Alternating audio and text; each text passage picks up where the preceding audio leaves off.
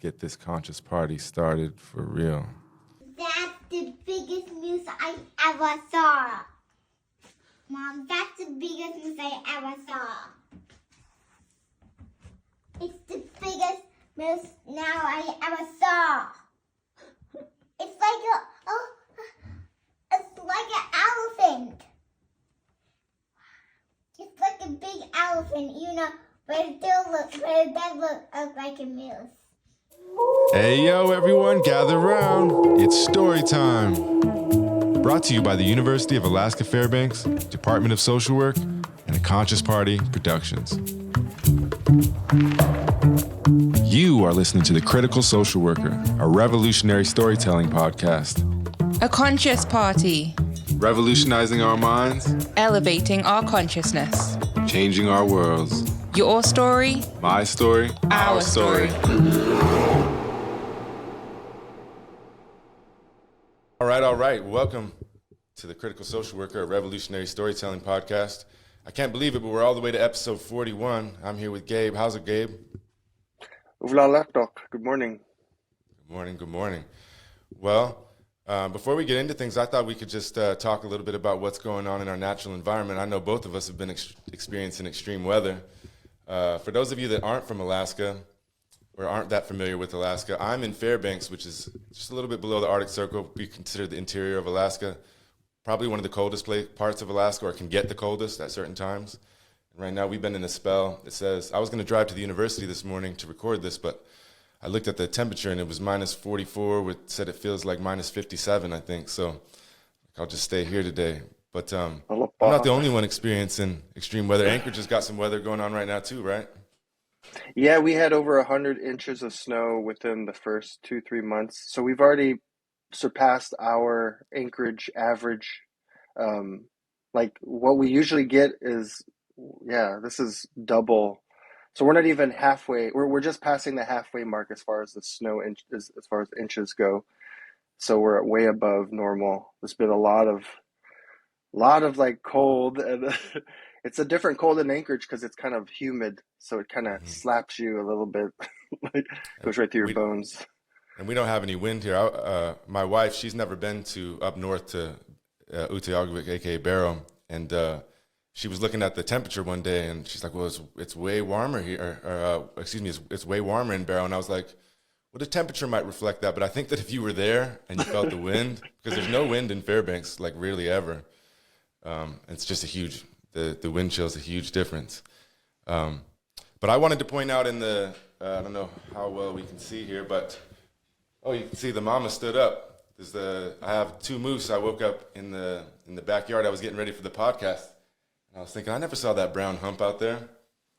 And there's a little mama you can see walking around eating and a baby. So I'll try to, if they move around, I'll try to make room for it. But I think that's a good segue into some topics and conversation. You ever hunted a moose? Yes, I've been moose hunting. It's a lot of work. Yeah, especially you don't want to waste anything. I grew up not wasting a single piece, even the weirdest parts are like the delicious parts, like hanging out with elders, like the tongue, and you don't want to waste anything, even the fat that we call the buttock. I've eaten that. That's pretty hardcore in the moose area. That is like the caribou, but yeah. But maybe I was thinking when you pointed those out, those may be your relatives passed on, coming here or going over there to visit, to see how you're doing and check up on you. A lot of times when I get in, when I see beautiful wilderness and it's like calm and steady like that, I feel like that nature reminds us of how connected we are, even through our ancestors. And so if I see an eagle, or if I see a moose or a caribou that's just hanging out, I'm just like, wow, that must be a relative or a friend saying hello. Yeah, I really appreciate that you shared that. And, I'm just getting into, over the last several years, of thinking about things differently like that. And I bought this series of book called, I can't remember what it's called, but it's about kinship. And I thought it was about kinship between, like, interculturally and stuff like that. And it was, but it was also about kinship with the natural environment. And it taught me quite a bit. And so now I'd say that where I'm at is I look at when there's, because this is the second time we've had moose visit our house here. And moose aren't that common in Fairbanks like they are in Anchorage, but they're here. And I've tried to look at it as like I want to be open to them, and I hope that they feel safe in my environment. And I view them as kin. And I've never looked at it from the ancestor perspective for myself. But it makes sense in a way that, you know, for me to be open to that. So how do you balance, let's say, like, how do you balance your relationship with the natural environment, like, say, with a moose, where you feel kinship, and you say even sometimes it could be your ancestors visiting or stopping by, and hunting at the same time? How do you balance those values? What does that look like for you? For me, and I feel like a lot of tribes have different perspectives because I met different tribes who would argue sometimes, but I guess when you get used to being out in nature, growing up in Utqiagvik, you grew up around very extreme conditions, and you're really thankful for like the caribou, or if you're out whaling, you're really thankful for the whale. Um, so you tend to be more patient, as far as um, who you are inside. Because sometimes when we go out whaling and we see a whale, we don't just jump at it. We have to give it space, give it that energy, and feel it out, because it might just be saying hello. It might just say hello. These are the oldest living mammals on Earth. They're over 240 years old, and the only reason how we're finding these out is because we still find jade and hunting equipment that we used to use before Yankee whalers came by, before we adopted that. So that's how scientists and us Inuits are finding out how old whales, or the bowhead whale is. It's because, hey, we caught a whale. What is this? Jade, or something that we'd never seen or haven't seen in over 200 plus years. So it's when you know that your ancestors tried to hunt the whale, you tend to not abuse that power. Or the same with the caribou, the same with seals. So maybe the whale comes popping up, and hey, look, at the right time. It kind of feels. We give it a couple more minutes. Oh, they have babies, and they're just saying hello, you know. And so when you connect with the nature, it's not just animals. It's also respecting the land. If you see trash, you try to pick it up, or you try to leave it better than where you found it. It's also connecting with like the wind, the sun, all those little elements help, bring, like, kind of boil you down to who you really are. And it's just really basic human. Yeah. And then hunting, I feel like I used to hunt all the time, but living in Anchorage, it's really hard because I wanted to go seal hunting, and there's no seals here, so I went to Whittier and just got me a seal with my kayak. So, and bringing it home and stretching it out in the city is weird too, because people are looking at you funny, like it's not like the village where you're seeing carcasses on the side of the street every block, right? Yeah. So, no, I balance it by being more patient. I know that, and using my time wisely as far as like putting my energy. So if I'm going to go out hunting, I like to go to the Cantwell area to get moose. Of course, North Slope is my caribou area. We got good caribou, and I'm not really picky with seal, honestly. I love all seal, even ring seal. So yeah, I learned to balance it. I learned to be more grounded as far as like, if I see a moose, I, some people think I approach it. I have videos of me like with moose, with certain animals, but I have this calm demeanor, and I feel the vibes. I feel like this energy that I'm putting out there, you know, it's a welcoming energy. And if the moose or the animal is more comfortable with me, you could feel it too on how their demeanor is, if their ears are back, or how they're standing, or you know, um, how their stance is. So, in my perspective, I feel like I balance it through being patient, being grounded, staying connected, and not forgetting that our ancestors, who were here for 6,000 plus years before anyone on this continent, we didn't take advantage of the land. We actually worked with the land. We didn't own the land. The land owned us. So when migrations happened, a lot of the tribes and different cultures, they moved with it because they felt that connectivity or that the need for that substance. So if the caribou herd moves, or the whale move, or the seal moves, or sometimes people will love it so much they'll migrate with them, or at least in that vicinity. And I feel like that's how we kind of created these little hubs of hunting areas all over Alaska, which now are communities, or they used to be trading posts too. But yeah, I hope that answers your question. Yeah, definitely. Well, it had me thinking about, like colonization and, the changes that have happened around the world in the last, several centuries, couple centuries. Even in Alaska, it's much more recent. But how do you balance, that you talk about basically being a part of the land, right? Being a part of it all, being a part of the natural world instead of being separate from it. And I'm not saying everybody that lives in the Western worldview looks at it exactly the same way, but there's a difference, right? Like, buying the land, using it, looking at it as a way, like, what can you get out of it? What can you profit off of it? What can you get out of it, whether it's mining, whether that's gold, or even like with wildlife, often it's seen as how can you profit off of it? And how do you balance that, that pull of the Western world, because even, I think back to Barrow when I spent a little bit of time there as a teenager. And it was before, I didn't say that the internet existed, but it was still a little bit before the time, and so just cable television and things like that. But there was still that pull, right? You see it all over the place. There's it's almost like opposing forces at the same time. How do you balance that? Especially living in the city now. Oh, I know, right? Yeah, there's sometimes I feel like I'm out of, in Inupiaq, we have a word, Christian, if you could say, try and say it, it's called kari.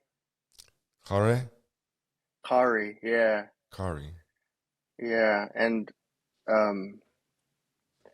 yukari meaning as in like you fall flat on your face sometimes in life. It's like it's one of those words that we don't use often as far as our Inupiaq language. Elders use it and beyond. And it was a life lesson to say that, sometimes life is just, it's so rough you can't stop it, and you learn from it. And an example would be like a teenager not listening to their mom or something, and maybe the mom's like, don't do it. And maybe the daughter's like, oh, I know what I want. I love this man or something. I'm just using it as an example. And then the mom's, you're going to be warning her. And so she ends up, maybe she gets abused. Maybe she gets cheated on. Or maybe she gets pregnant. Or I'm just listing examples, but I think pregnancy is beautiful. But maybe she's too young or something. Maybe she's gotten involved in entanglement or something. But she goes back to the mom and says, hey, mom, you were right. You were absolutely right. I should have listened to you. And the mom actually had been through it. She had been warning her, of these warnings that, hey, you shouldn't do these things.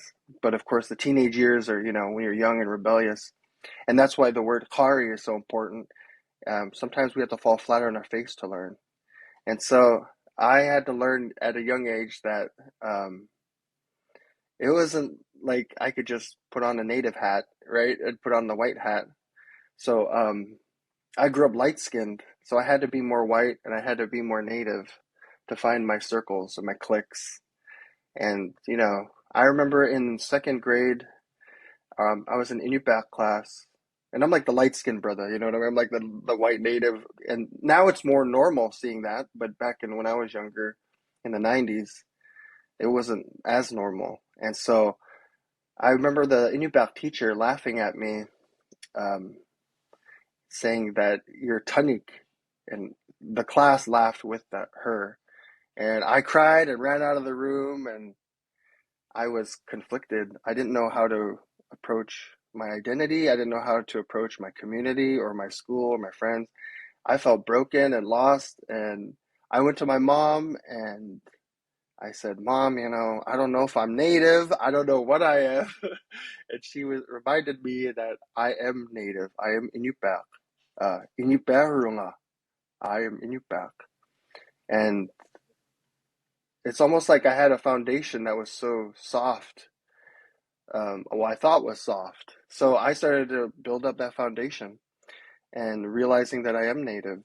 And it took years. I'm talking like bleach my hair, wear blue contacts years, like, and I feel like when I look at other Natives that have those conflicting, I could see right in them, I could see it right there, because they want to be accepted within society. In the Western world, you gotta get your 401k, you gotta get a job, you gotta get an education, which is very important to position yourself in a better, more easier path than if you didn't get an education, or if you dropped out of school, or if you're failing, or you're not listening to your elders, or you're not listening to maybe hunters that know more. Yeah, you tend to be more structured in the Western world, because they expect you to do X, Y, Z, graduate or get a degree, or get a good paying 3-figure job and own a house and have a car and a white picket fence. And but in the Inupiaq world, I feel like we came from the land, we shouldn't have been, like the land grab nowadays. It feels like everyone's looking for a plot ever since, like, colonization. And we're inherited that vibe. We're inherited that perspective from our parents and within society. But I feel like we don't own the land owns us. And though you can own those acres and you can make it more encompassed to your Indigenous views, it's still a drive that we necessarily didn't have until colonization. So I balance it by reminding myself that I am Inupiaq, Inupiaq, right? And that you have to have both feet in the world to be able to strive in today's realm. Because I know people who are very Indigenous and have a hard time keeping a job, or have a hard time dealing with society. Like my mom and dad, they get really impatient when they don't have a ride, but they're elders now because they don't own a car. They actually live in Fairbanks now. So, getting around as elders is tough as is, and they don't have a car. And, 20 years ago, even, they were walking everywhere in Fairbanks in the cold or in the summer, whenever, in the hottest and the coldest time. And so I've looked up to them to be like, they balance it pretty good because they still pay their bills, right? They still make sure that maybe they want internet, right? Or maybe they want accommodations that are more Western, like electricity or running water, which they don't have running water yet. But, I've been working on that for years now to save up. But I try to realize that, like, substance, like, is different, whether that's money, and substance for, like, I guess what you hold dear. So some days I'm like, oh man, I want to go out and, be a social navigator and get in, have conversations and get in with the community. And there's some days that I don't want to be around people, that I just want to be, in nature or around family, close family. So I tend to dive back and forth. But I learned to balance it by knowing that, hey, I'm part white. I can't be a colonizer hater when I'm myself have blood. And at the same time, I'm also Indigenous, so I have some rights as far as my thoughts and perspectives, and the truths when it comes to what's right and wrong. So I believe that, today's society is more resource hoarding. It's all hustle culture, majority and not everybody. And it conflicts with, like, the Inupiaq or the Indigenous culture, which is share everything, because we never wrote anything down. We for thousands of years we never wrote anything down. We did everything by song, dance, and story. And that's why I feel like your podcast is important, because and it's not just about storytelling. It's about, like, having deep conversations, having intellectual conversations that are deeper than what you would find on, like, let's say Joe Rogan or something, where they're just kind of hot topic passing, hot potato topic, passing it around. But it's hard to balance it. There's some days where I hate being light skinned, and there's some days where, well, I'm never ashamed of being native, but there was a time, growing up, I would have to look at myself deeply. I'd be like, there's some days I would hate myself because I didn't know what I am, and I feel like that's how a lot of natives are. They don't know their culture, they don't know their heritage enough, or they don't understand why our people are so important. We make up like 2 to 4% of the United States population, but yet we're the first inhabitants on this continent, so I get annoyed by that, that we're getting, and we got blood quantum laws, right? That shows that if you're not 25% native, you're no longer native to tribes, federal, state, and every entity, and that scares me, and then whenever I have deep conversations on like racial equity, I find myself falling into those pits where I'm like, hey, we're not going to Africa or Europe or China or wherever you're from. You're not seeing natives telling you what to do and having these like, but I've rallied with Black Lives Matter. I've rallied with women's rights, and I've stood up and held my fist high in support of their views because I understand not taken away of what's going on with all of them and issues that are, especially with Israel and Palestine right now. It's hard to find that space because even in that conversation of Palestine, and I think we were talking about it a little bit before with, Israel is colonized. That's just the fact. Just like America, right? And it's just the facts. And Palestine isn't as developed. They're a much more poor country. But they have, and I feel like it's a religious thing too, where people are like, oh, well, Israel's more Christian, so we should be more Christian and be on their side.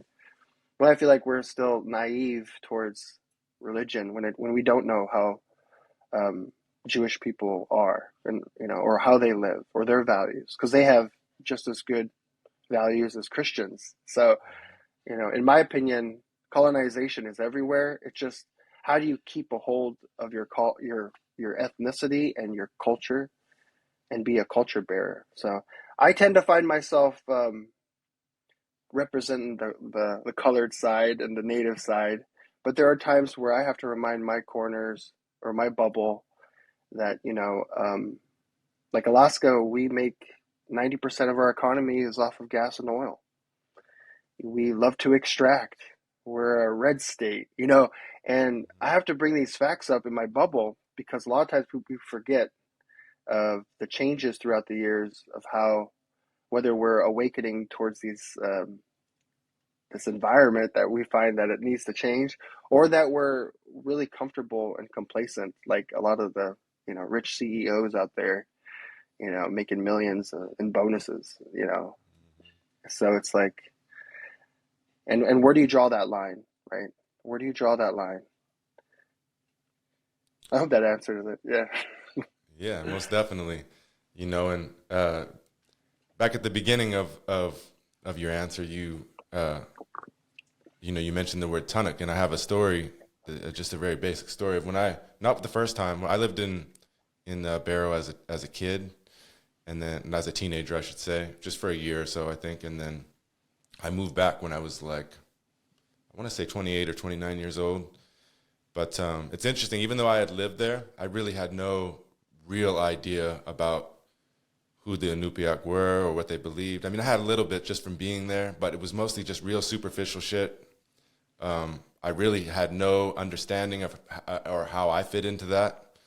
And I remember I was working at ASNAT, Arctic Slope Native Association, and I'd been there for like 6 months, and I was reflecting to one of my colleagues in there. I was like, I really can't get anything going the way that I want. Like, nobody's paying me the attention, not like me attention, but, like to the things, the programs I'm trying to put forth and whatnot. And she's like, she looked me dead in the eye and she's like, well, you got to look at it from their perspective. You're just another Tunuk. Come and you come and you go. And you got to earn some, you got to, do your time. I can't remember exactly how she said it, but you basically got to do your time and earn the respect. And I give that advice to many people that relocate to rural Alaska or even just Alaska in general. But, that you've got to imagine at the very minimum, you've got to just be here for a year before people, I mean, not saying anybody, but before people are really going to give you any kind of benefit of the doubt or recognize you. And that was totally true for me. The second year that I was there, I put on like a softball tournament and a health fair and things, and people recognized me at that point. And then once I'd done those things and they saw me in the community and whatnot, it was, they acknowledged me. And it can be hurtful to hear those things, not saying that it's a hurtful thing to say, but it can be hurtful because, your ego gets hurt and you're like, well, I don't want to be that and whatnot. And so that cycled into a lot of self-reflection for me. But then even further down the road, I was in a program called the Real Human Services Program, and I was the only guy and I was the only white person.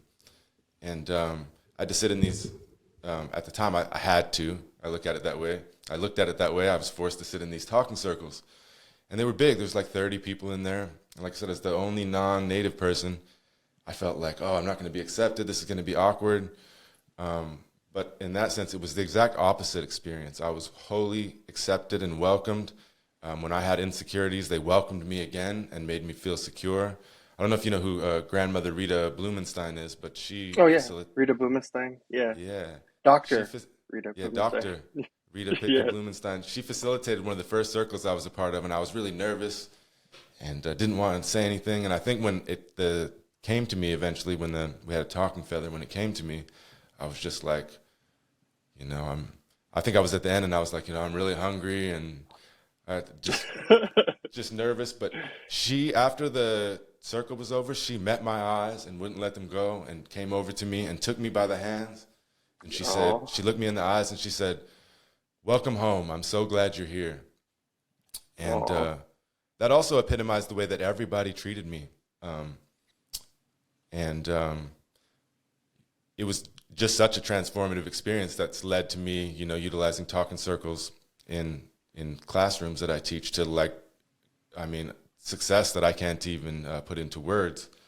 And so I just wanted to share my reflection on that a little bit. And I wanted to ask you, what kind of ways do you see us being able to move forward in this world of, where we can't, as much as some people would like to, you can't just kick the Western worldview or the Western ways out. Maybe at some point we gradually change to that, but,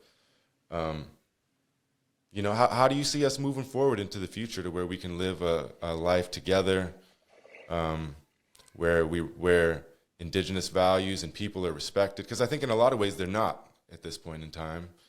How do you think we can move forward in a place like Alaska? That's a really deep question, really good question. There's a lot of things we can do. I feel like the first thing we could do, and if you're non-native or you're just not native, it's fine. That's, you're just stepping in circles or in, that you may not know or exist, right? These are invisible lines, whether if it's culturally related or values. I feel like it's a balance. First is education, right? I feel like you need to educate yourself, whether it is like if I was going to New Guinea or if I was going to the Amazon, and I'm just randomly, or if I was going to just anywhere where there's native people, right? It's best to familiar myself with their culture, at least know somewhat of what they're doing or how they lived there or how they became on that land or by that river or near that mountain, and what more or less impacts that they have around them. Maybe in the Himalayas, the people there, they harvest honey from the mountaintops. And how does that stem with their culture and how and it aligns with their values? Because I grew up having to understand values like they're not things on the wall, right? These are our values. They're on the wall. That's not how I grew up. It was like you had to memorize these things. When I was a kid, respect your elders was number one. If you were an elder, and when I was a kid, I was told if I'm a day older than you, I'm now your elder. And for years, my best friend Dewey Hoffman, he's a day younger than me. But because my birthday is on the 13th, his birthday is on September 14th, for years I thought he was older than me. So I gave him shotgun on every car ride. I gave him first pick at the video games and the movies because we've been best friends since second and third grade. And I would always be this grace, here you go. Yeah, of course, you're an elder. And even though he's not an old person, he's a day, what I thought was a day older than me, because 13 is higher. I don't know what my logistics was thinking when I was in second grade, but I thought he was older than me. But he took advantage of that.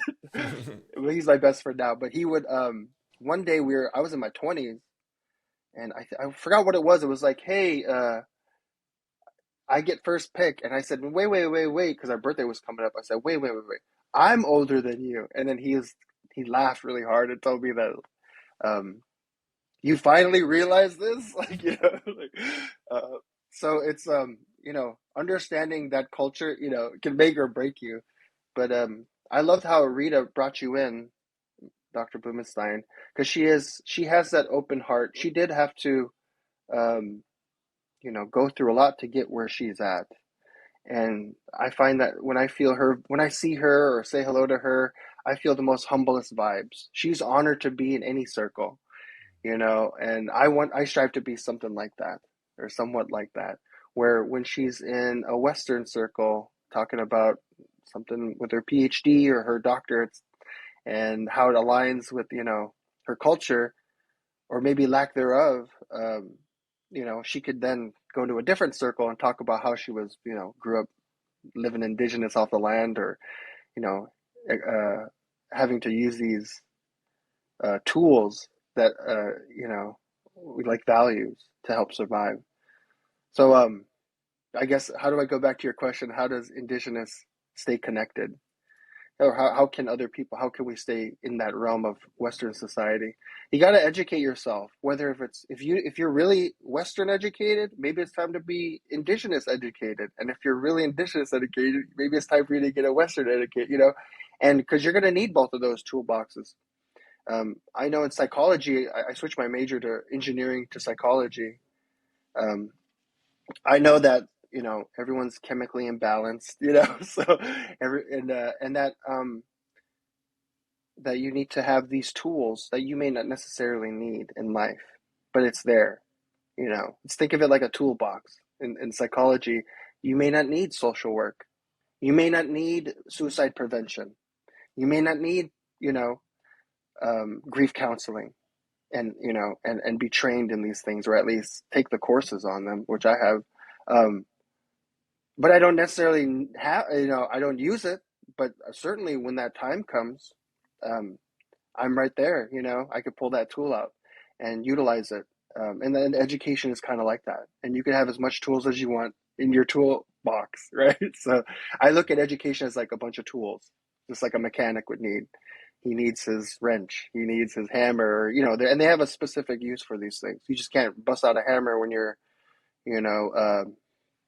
trying to do something delicate, right? So I'd say, like, educating yourself and learning that education is just a bunch of tools that you may not necessarily not need, but it's good to have. Because there are times where, because I grew up, in Utqiagvik, I used to be very suicidal growing up. I'm not afraid to say it now because, it's rampant, all over rural areas especially. And there are times where I'm like, I don't blame them, you know. But it took me years to find patience with myself to really harness that education to be able to, stand firm on my foundation and utilize my story to be able to inspire others who may be going through such hard times or similar things that I had gone through. So yeah, that, maybe and there are times where I have to reach out to people who I'm worried about. Maybe they put a post out, say nobody cares, or goodbye life, and I've been that person. And I feel like, in a way, I have to use both Western and Native, tools to get that, to help that person successfully. Because I could just read a line from the DSM-5, or oh, you might have these things. Maybe you need a psych eval. That's way too Western, right? Or maybe if I was Western, I could say, oh, you're going to go to hell. Christianity, you're going to go to hell. And like, I grew up thinking those things. And opposingly, on the other side, it was, but why can't I feel normal in society? Or why, you know, I don't remember exactly why I was suicidal back in the day, but I knew it had to do with me not being accepted in society. And it was such a huge looming thing that, it was like, who cares if I was gone tomorrow?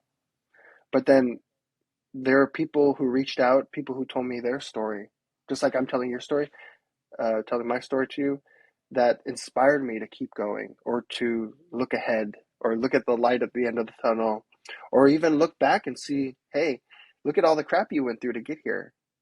All this hard work, all this commitments, you can't hold it meant something, right?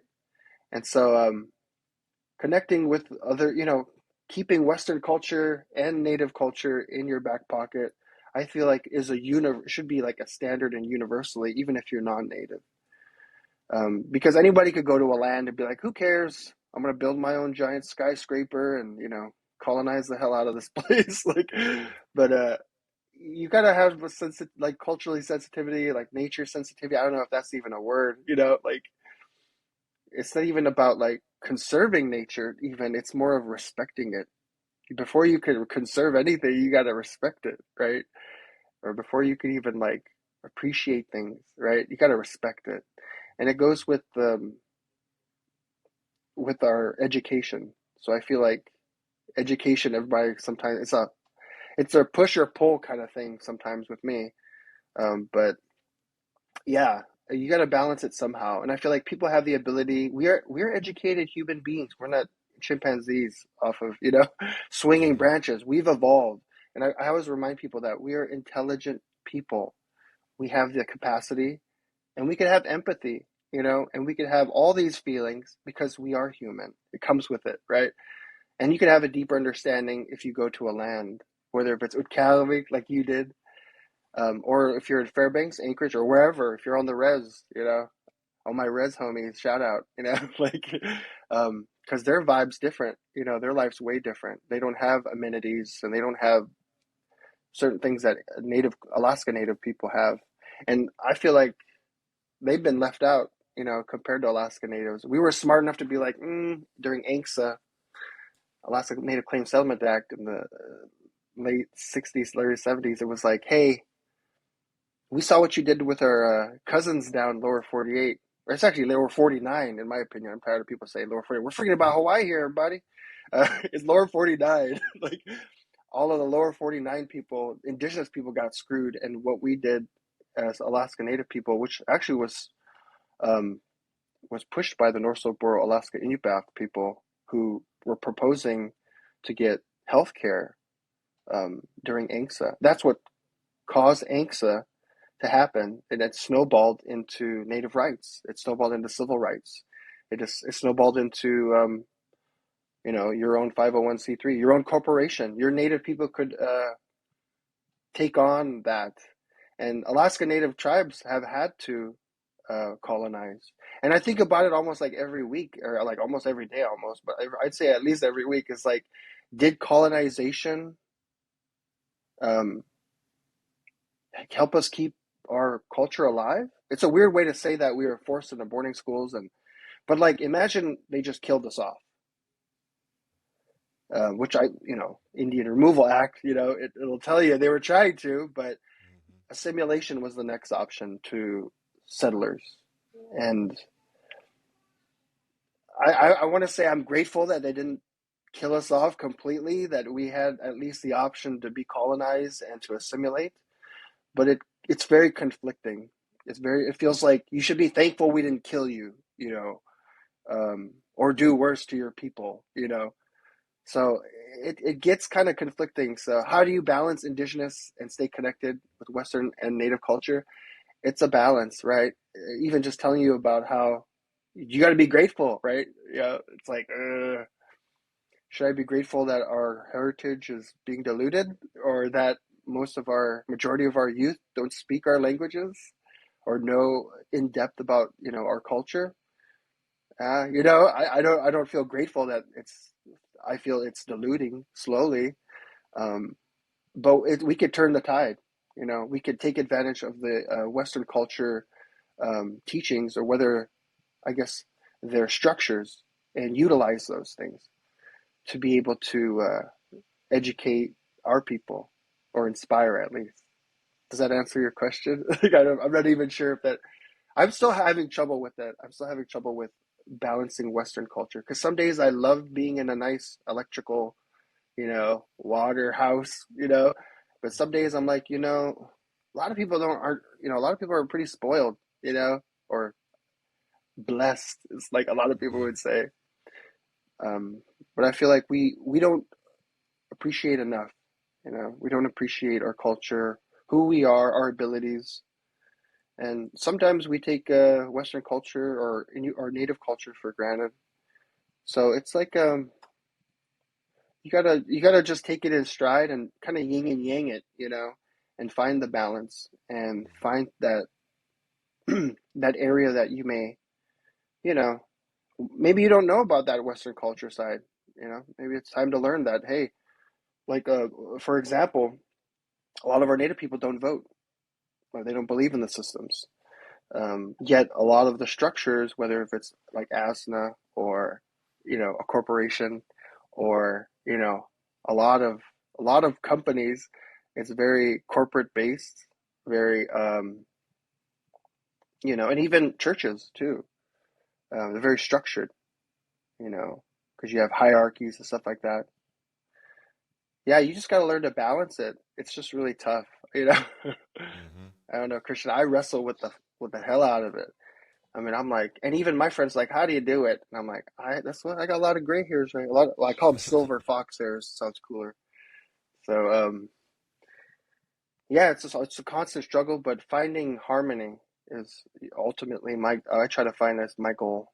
And whether that's, oh, I don't believe in Western society, it sucks. Oh, wait, voting and democracy has helped create equality all over, right? So you got to look at the pros and cons and everything, or native people. I guess, I don't know what we did. Well, back in the day, I guess, they're, the native people are living on our land. We need to go there. It's like, we don't really own the land. We kind of just migrate around, like we get comfortable in here and there places.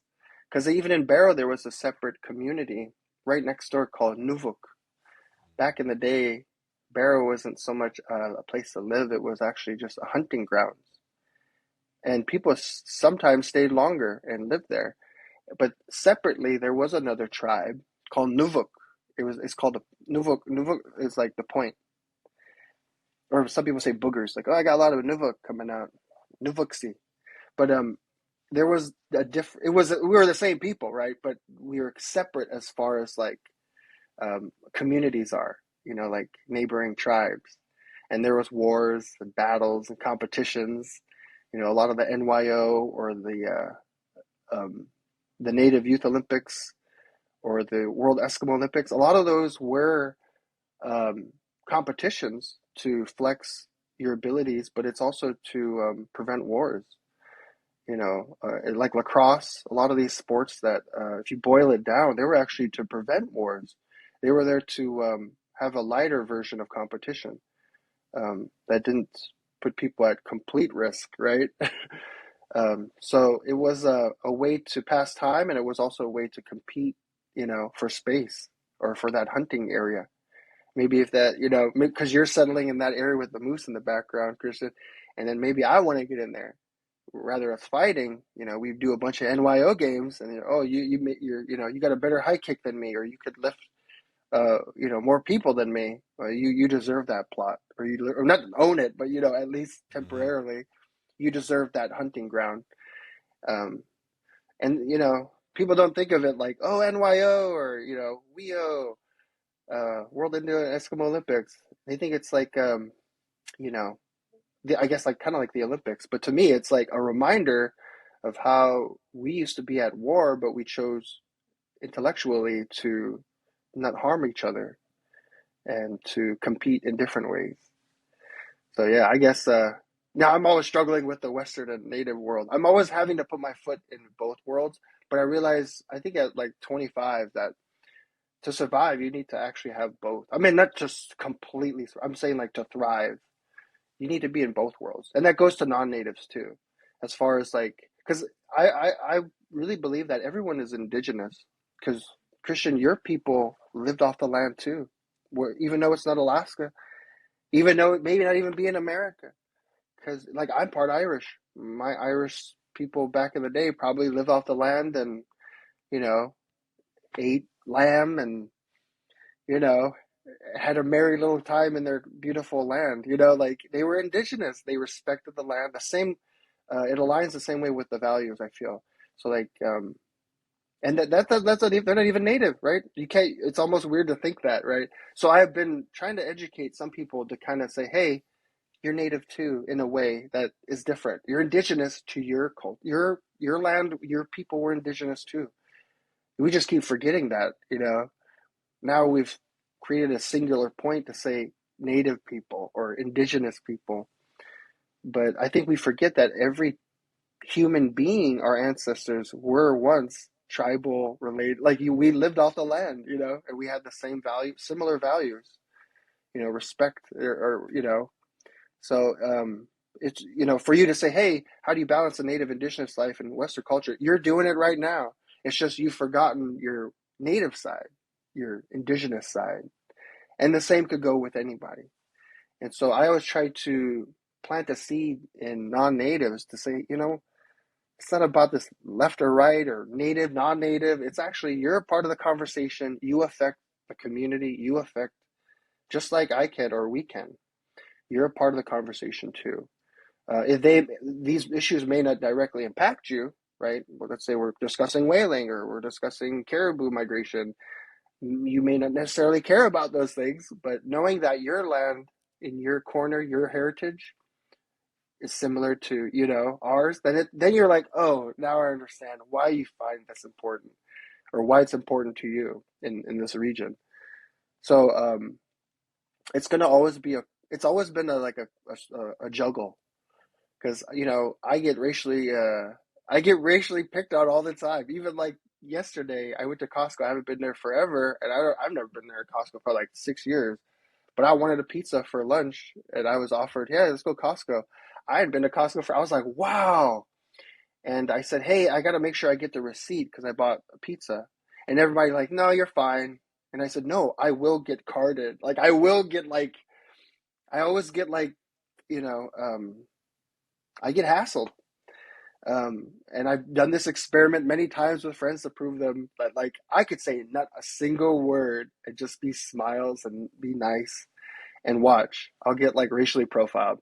And sure enough, on my way out of the door, I was being yelled at by a random worker. Hey, you, hey, excuse me, sir. And I was like, and there's like hundreds of people walking in and out, you know, no one else is being stopped. And I need to see your receipt. I pull out my receipt. Here it is.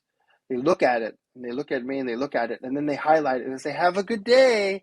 And then I walk out thinking, my friend didn't get carded or didn't get their receipt looked at. And I'll find myself, you know, doing weird things that I shouldn't, like, I shouldn't wear this beanie because, you know, I might scare, you know what I mean? And like, or I shouldn't be, I was going down the parking lot one time and the lady that was walking down in front of me, I could tell she was uncomfortable, just the way she was, her demeanor.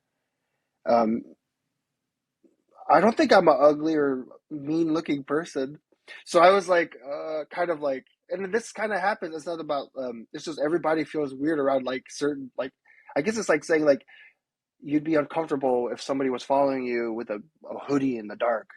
You know, it'd be kind of like that vibe. But I wasn't wearing a hoodie. It was broad daylight, like sunshine outside. And I could tell she's feeling comfortable. And I said, hi, how's it going? You know, good morning, you know, and I was just trying to set the vibe to let her know that, you know, I'm very civil and very nice, you know, but I'm also ghetto as fuck too. So it's like, I'm not, you know, so I let her know, hey, and she's like, oh, thank you. Good morning. I could tell it was a sigh of relief. So it's, I get racially profiled all the time. It's crazy. Whether if it's police, you know, or there's some days where it's like, sir, you know, I'm being watched at a store, you know, and a lot of the girls I've dated, like they always, you know, same with them too. A lot of my native friends and family too, you know, they go to a store that maybe looks too fancy for them and they're being followed, or they suddenly have to fold clothes right next to you, you know? So, yeah. And that kind of goes with Western and Native society, right? And I saw this, it reminded me of this meme that said, I don't know if they're really Alaskan or homeless, you know, because we do kind of sit in that little slip, right? Like, Mm-hmm. because our true Alaskan bundles up, right? We're really bundled. We know we go with the weather. So when you see an Alaskan, right, you know that if they're bundled, hey, there's just an Alaskan. But we don't know if that's a homeless person. That was the meme. And I was like, that's kind of true, though. So it kind of made me look at myself like, maybe some people think I'm homeless, you know, like, which I used to be, but I've been homeless before. So it's I take great pride in knowing that I got out of that homelessness, and you know, when I talk to homeless people, it's like it's a mindset. It's like you're stuck. So I get it when like people who don't understand homelessness or don't understand how maybe the non-Western, you know, maybe they're living on the streets. It's not very Western there, huh? Like, so they yeah, I try to be more empathetic and sympathetic towards other people, you know. But I get racially profiled, you know. So I have to live in both worlds, because if I was being racially profiled, I'm not going to turn on my native ghetto side or whatever, or you know, I gotta be the white person, you know. And I would do experiments. I'm like, try to order a pizza and sound really white. Now try to order pizza and sound really native, you know. And see, is the quality different? Do they expect no tips, you know, or something like? Do they expect certain thing, or how they treat you on the phone, or how fast does it come there? You know, just to see how society still, or you know, more or less helps or doesn't help, like, you know, or views racial profiling. So, but yeah, I have to balance it, you know, because if I'm with my native friends, I'm not gonna talk about, you know, certain things uh, that seem like I'm always trying to get people to vote, you know. That's very Western, you know. So, or at least non-native, right? But I feel like it should be. We have to absorb those things. We have to educate ourselves. We got to make sure that why are we voting? Or, you know, we break it down, right? Why is it important to us? Well, we have a voice. We have the ability to change anything. And I tried to turn the North Slope Borough blue. I'll be honest. Like, I try to make my communities blue because I felt that, and I used to be a Republican. No, nothing against them. I don't want to eliminate Republicans, you know, or their views. I feel it's important to have all types of views. That's what makes democracy work. You know, it's not one side; it's all the sides that come together, bipartisan. That's what inspired me into politics. Is knowing that I met Murkowski and Begich, and they were signing bills together, and I thought that was great because no other state was doing that. You couldn't find a Republican and a Democrat working together and actually getting bills done. I was amazed. That inspired me. That showed me that you can be on any side, yet be progressive and still get things done. So yeah, and right then that's, you know, how, you know, so I use that Western culture model and I try to influence Native people because maybe now it's you know, now we're talking, maybe now I'm getting the senator to meet with the Whaling Commission to ensure the protection of these bowhead whales, and also to um, maybe look at how many strikes they could get, you know, and work with science uh, entities. So, you know, you got to use both worlds, I feel like. And I couldn't have gotten that done, which it did happen when I worked for the senator, to link up with these people and connect, because whaling is important in these communities, and you need to be a voice for that side on to help create positive change. And good senators would be like, "You're right. You're absolutely right." This other senators would be like, native vote is only like, you know, less than 18% of natives vote actually." You know, it's like, yeah, which is like, well, it's true, but it's like, you know, you need to get them in your circles, like, and have those deep conversations. So, but yeah, I mean, Western society and native culture, it's always going to be butting heads, but you got to balance it somehow, utilize it. Because I've used the native hat in a Western circle, you know. You know, maybe there's a homeless, you know, maybe there's a homeless person that I saw a couple of days ago, and I gave him some of my food, because in our Inupiaq values we share, right? That's how we survived. Like I wouldn't be here today without sharing throughout my life. And that could be information. It could be a song. It could be a story. It could be a lesson, um, and it could come in different forms, like a dance. Remember, we never wrote anything down. This is all passed down through, right, performance. Um, and I feel like when you watch a movie or when you hear a story that's very compelling, it brings up more than just, text on the book, right?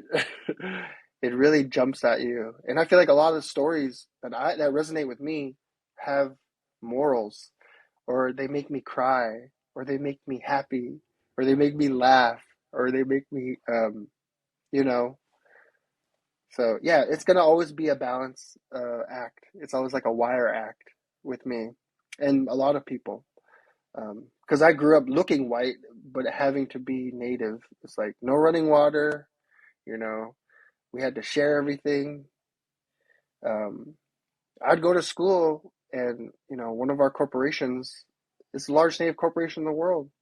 I'm not gonna say, and I'm not trying to pick on them, but I'm in perspective. I grew up around the richest corporation in the world, people, and they got the new Jordans. Their parents got a new car. They're going on vacation. And I'm not against those things. It's just that I didn't have those things. And I felt that I was picked on or bullied by, it's like I was like white trash in a native world, but I was native. And then when I go to the white people, I was the native trash, So it was almost like I had to be more native to prove to my native cousins and brothers. And then when I go to the white people, I had to be more white and be, good attendance and good grade, you know what I mean? And be involved in those conversations too, that impact them too. Or, so it's always going to be a balancing act. And I feel like every native has an identity issue. I mean, no one's 100% certain, right? Like, I just live on my native values, I'm fine. No, it's never like that. So, but yeah, connecting, on the other side helps, whether it's Western or native. But it's always been, uncomfortable being like, I have to tell people I'm native. Even in some of my people in my community were like, "Oh, you're native? I thought you're Japanese or something, Chinese." I'd be like, "No, I'm just one of those weird K-pop looking natives, I guess." But I knew right away I didn't look like my friends and family. Even my brothers and sisters don't even really look like me. But I had to grow up I looked in the mirror, I'd be like, "Gabe," I looked in the mirror and I'd be like, "You're going to be," and growing up, this is all I did. Because I didn't get much affection growing up. And I feel like everybody should do this. If they're having these questions in their head of like, who am I? What's going to happen? How can I, navigate? I would tell you to look in the mirror and just rev yourself up, I'd be like, you're going to be great. You're going to be beautiful. You're going to be sweet. You're going to be strong. You're going to be, I would remind myself of these things because I didn't have somebody, I didn't have a community. I mean, like, certainly I did have some nurturing in the community, but I didn't have those, good words that I needed. And a lot of times I'd go to church just because I loved being around good people that were really like, had nice manners, like, not like I love manners or anything. It's just being treated nice was nice, or equal. So I would love to go to church, but I would tell myself every day growing up that, like, you're going to be wonderful. You're going to be great. People will like you. You're going to be funny, you're going to hold a lot of truth. You're going to be honest, and I would give myself these pat on the backs to, kind of give myself that nurture that I didn't have because I'm battling with the Western and the native world. I'm like, oh, geez, I don't go out hunting enough in the native world or in the Western world. I don't have a degree. It's like, what do? I better get on it, right? So I learned to just be okay that education, I feel like you don't necessarily need a piece of paper, because there are people who are very smart in their department or field and they have zero, paperwork on that. it's like a mechanic, right? You could have a mechanic who just graduated, and you could have a mechanic that's been doing it for 30 years or something, which you can both trust, right? Even in conversation. So I kind of view education kind of like that. So, and I was fortunate enough to help with UAF and Inupiaq doing some programs where I got to teach, media, and we did a lot of health things where I would help about suicide prevention. So, and I don't have a degree, and I do randomly take courses, but it's not like, hey, how can I check the boxes to get that finish line, right? No, it's like, you know, I've taken this course. I would love to do number two. There's no goal. It's just remember that toolbox idea. So, yeah, I wrestle with it because everyone's like, oh, here's Gabe, and he doesn't have a degree, but yeah, he does all these other things. It's like, should I have a degree to feel equal, right? That's the Western way of thinking. But I've grown to be okay with who I am and be okay with, the way I lean, I guess. So. Yeah, I struggle with that myself with I'm going through a PhD program, and although I believe in what I'm doing and the research and whatnot, oftentimes I find myself exploring that contradiction of, checking the boxes versus, the value of the time that I spend and things like that. But I really liked a lot of what you said, and there was a number of directions that I could have gone. But one of the themes that stood out to me was like the idea of storytelling, and you also mentioned like we forget. And I think at not too far in the past in human history, whether indigenous, non-indigenous, maybe some of us are closer to that than others, but we received our information from people telling stories to us, right? Our parents, our grandparents, our relatives, and those stories would have been passed on no matter who you were. But at some point, many of us have forgotten, and I think Grandmother Rita Blumenstein would say that creates a hole within you that needs to be filled, and if you don't fill that, and that's what could, if you don't fill that hole, sometimes it could lead to alcoholism or addiction or disconnection in other ways. And I think another issue to that is that hole of that's put there for many of us is that it gets filled with advertisement and with capitalism and with television and all these other things. And I'm not saying there's no good television show that you can watch and whatnot, but oftentimes, like I said, as a kid, I would have been sitting in front of the TV every Saturday watching not just the cartoons, but also all the advertisements and whatnot that came with them. And that's what fills us up. And sometimes I think, or not sometimes, but oftentimes we don't remember that we've forgotten. We don't even remember that we forgot. And so I think from my perspective, a way that we all need to move forward is to figure out how we can remember and fill that hole with something else, more meaningful. And that can look different for all of us. But I do see we have questions in the chat. And I also wanted to say, if anybody's listening and you want to call in and ask a question, now would be a good time to start doing that. So let's Danelle posted quite a while ago, so let's ask her, let's see what she had to say. She says, learning my native language has brought me a lot of healing after addiction. Can you talk about how indigenous traditions and beliefs like language revival help people feel stronger and find hope, especially when they're going through tough times or thinking about suicide? Yeah, I mean, is this question directed to us or me? To you, or yeah. just To us, yeah. Oh, okay. Yeah, language is powerful. I mean, think about it. If you went to anywhere foreign and you're like, I need to use the bathroom, and you didn't know that language, right? You would know where to get, right? You'd just be sitting there pissing yourself or whatever. But not just that, it connects things that I feel like because I'm not a fluent Inupiaq speaker. Some say I am, but I'm not at all. I'm still learning, and I'm still reaching new words, reaching to be in that, I guess, the mindset of our ancestors, of our elders, of the way of thinking of how it used to be. And I feel like native language helps connect through thoughts that we didn't have necessarily.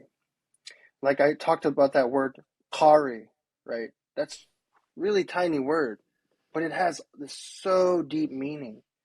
I mean, it's so powerful, and it helps you. Just that one tiny word, kari, you know, it gives you some direction, right? Like it prepares you a little bit, right? You're just like, all right, go out in the world, see ya. No, it's more like here's some here's some things you need to learn before you get out there, right? And the native language has helped me have a different thinking, because when you think Inupiaq terms, it's a little bit different than Western terms, because I guess it's different for everybody, but for me, I feel like connecting with my language has brought me just a stronger foundation when I know what I'm talking about, you know, and then being able to be really grateful for being able to communicate with elders is so beautiful, because when an elder says something that I recognize and we both get it, I don't know, it lifts us both up. And I feel like um, I have a friend, Sarah Thomas, and she's all white. That sounds weird. She's all white. Know what I mean? Like she's Caucasian, but she speaks Inupiaq. Not completely. I mean, like nobody in my generation is 100%, but a lot of us are still trying. And I feel like, you know, she gets kind of bashed sometimes for it. You know, you're not even native. And her, Masuk is one of her elder teachers. She had said something that was really profound. And she said, if a white person can do it, you could too. If a white, blue-eyed, blonde-haired girl could do it, so can you. And so it revs me up to make, you know, I was like, oh yeah, that's really inspiring. So, yeah, language can help bring inside those feelings and even the way of thinking that you may not necessarily have, you know. And I feel like it's kind of on the same tracks, or like railroad tracks or paths, as a lot of our ancestors thought. Because like the way I look at the land is different than how the Western has taught me, right? Like, or how geography courses has showed me. Because my dad used to try to help me teach. He was trying to teach me to read the land, and a lot of the words were in Inupiaq. Whether if it's like the type of ice, the type or the wind direction, and if he couldn't say it in English, you know, because it's like, oh yeah, the western wind's coming, so we need to make, you know, it wasn't the same, right? It was more like when the west wind comes, or, you know, I guess it depends on the time of the year, but there are certain times of the year where, you know, when it's going to rain. You know, I remember looking out in the ocean and it looked really misty, looked like it was mist. And they said, oh, it's going to rain.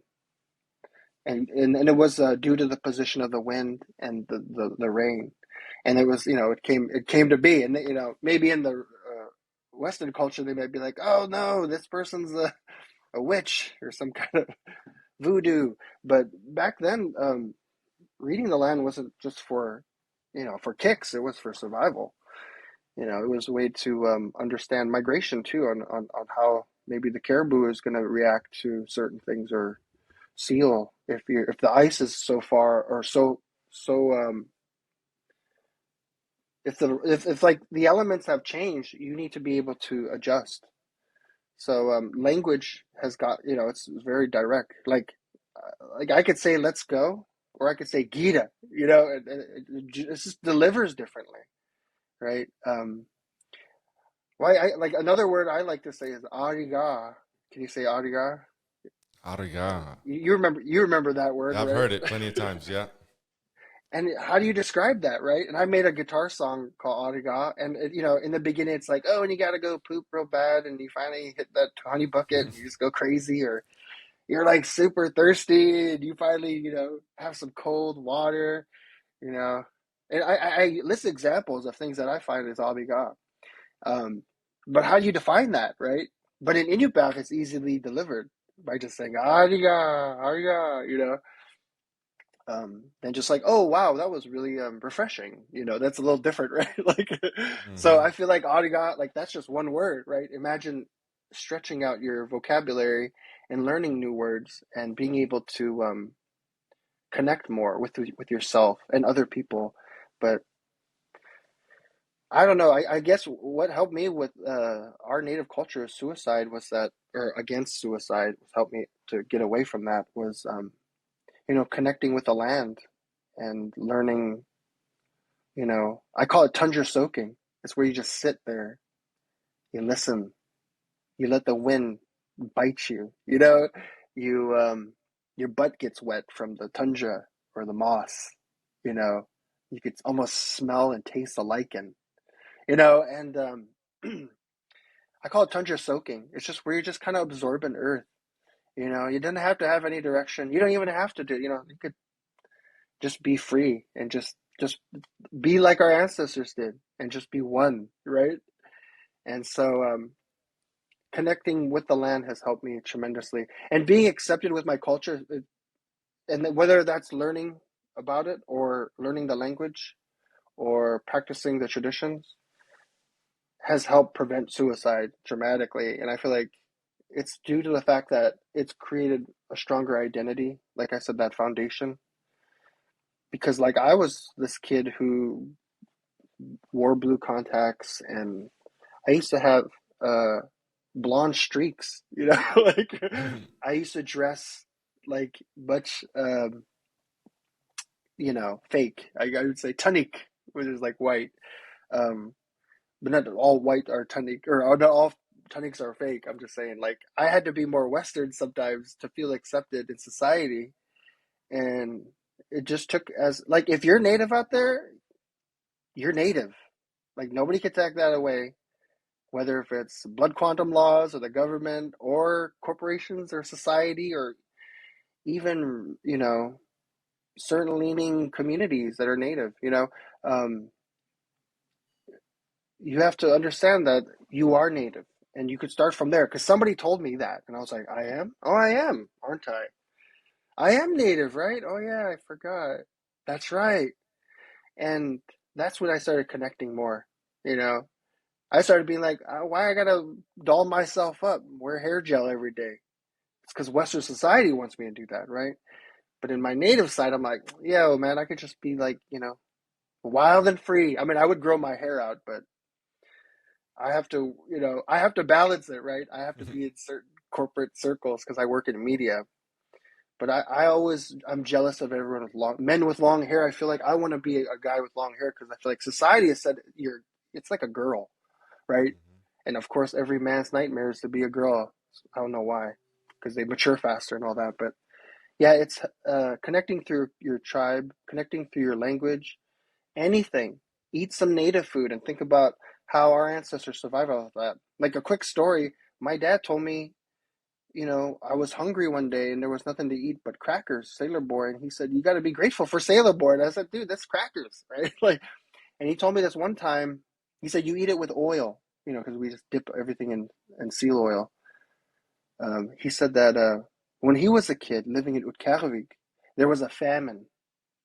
A cold snap came in, blizzards. The community didn't know what to do. People were dying left and right. There was a famine, like straight up famine. Caribou, the wildlife wasn't acting the same. It was harder to hunt. And my dad, being a reindeer herder, being all Inupiaq, he had to survive off of blubber, straight up whale piece. Like they lived off of whale blubber.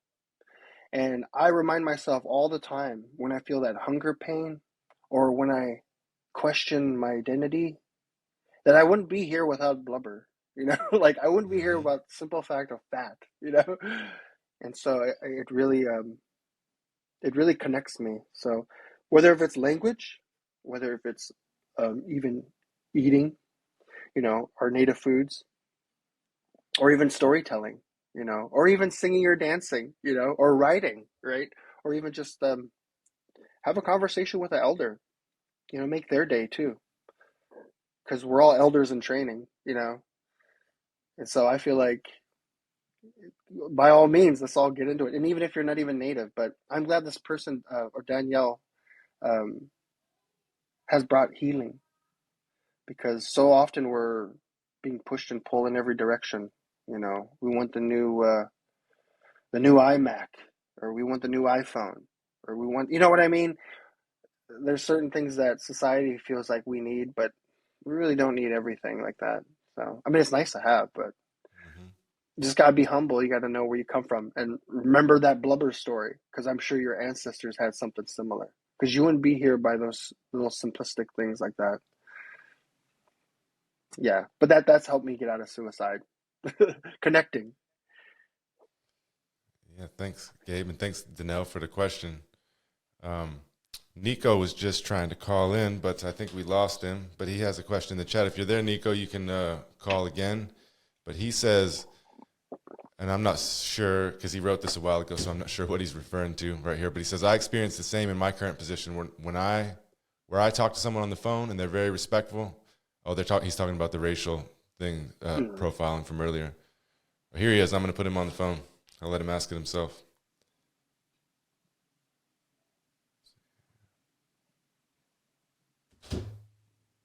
Nico, can you hear us? Yeah, I can hear you, Professor A. Sorry if you guys hear some yelling and screaming in the background. The kids are getting after it this morning. All right, it's all good. I understand. What's up, Nico? How are you this morning? Not too much, not too much. How's it going, Professor Ace and Gabe? Hey. Good. Always good to hear from you.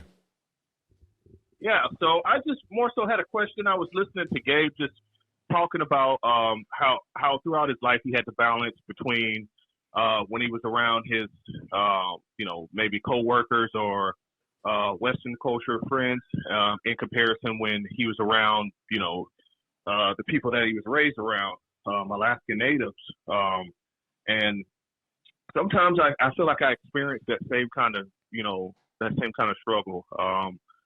Like the example that I was giving in the chat there, I can talk to someone on the phone and, they'll seem like they, have the utmost respect. And then I meet them in person and it's kind of like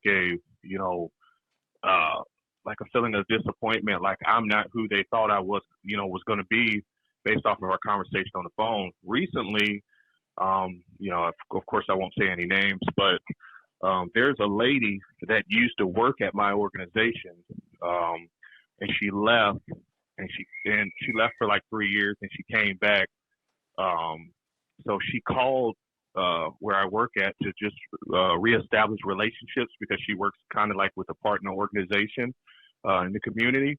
So when she called, I answered the phone and, I said my regular greeting for my office and I said my name too and everything like that.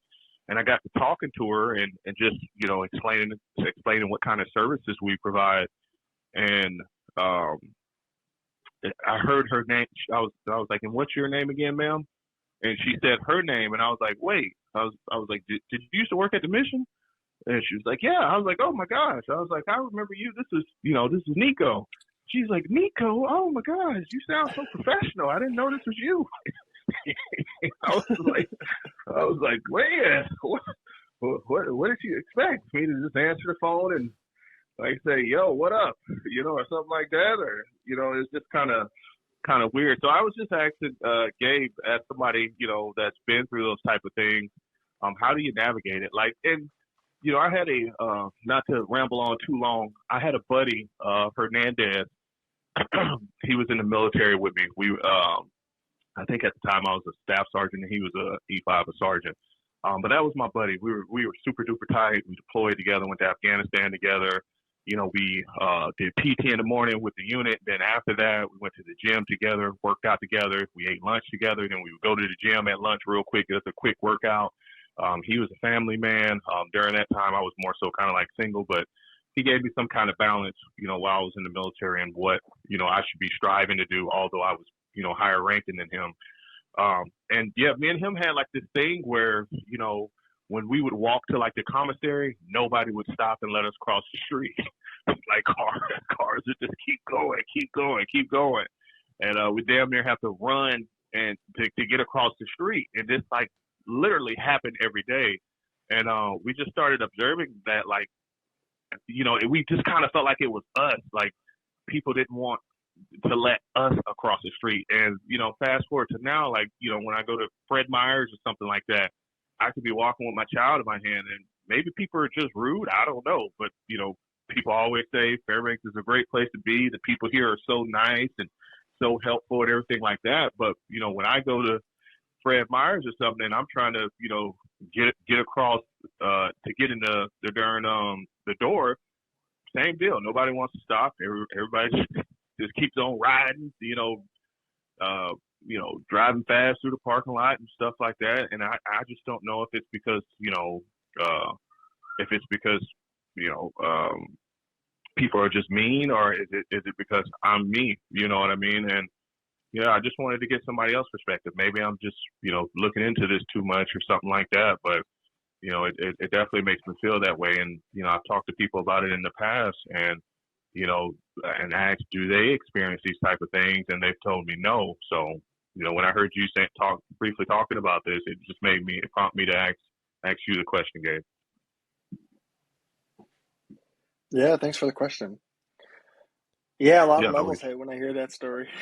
I kind of feel like, and I feel like I don't want to assume, but I'm going to assume you're a colored person, somebody that is non-white or non-Caucasian.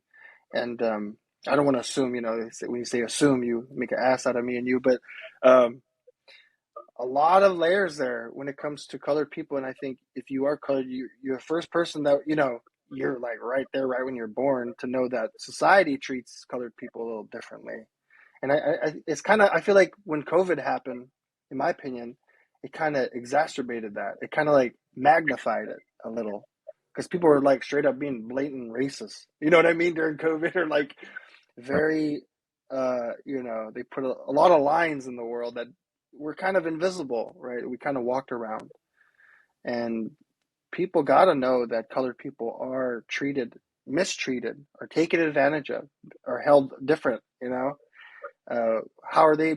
I feel like colored people are held more accountable as opposed to non-colored people. So, society gets kind of crazy when it comes to like pandemics too. But in my opinion, shoot, when I see a bad driver, sometimes I tell myself maybe their mom died, or maybe their grandma passed away, or somebody's in the hospital, or they're dealing with something, or maybe and that could impact anyone, including your driving, right? So, but generally, I just tell myself that colored people are still having to prove themselves time and time again on society's layers of, So as a colored person, I know how that feels. I know how it feels to be cut in line with my kid. I got a daughter too, and there are times where some people look at me up and down and be like, "Oh hell no," and maybe it wasn't. Maybe they weren't raised right. You know what I mean? Maybe they didn't have those values growing up like you did, because as a colored person, you had to work harder, right? Compared to a non-colored person.